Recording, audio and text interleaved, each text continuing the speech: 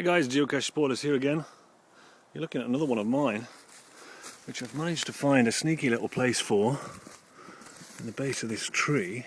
Now, what you're looking at here is actually, I think is it a British Army ammo can, or it's certainly an Army ammunition can anyway. And these make perfect geocache hides because clearly ammo cannot get damp or wet. Therefore, you can buy them from like an army surplus store. If you know where to look, you can get them for about £5.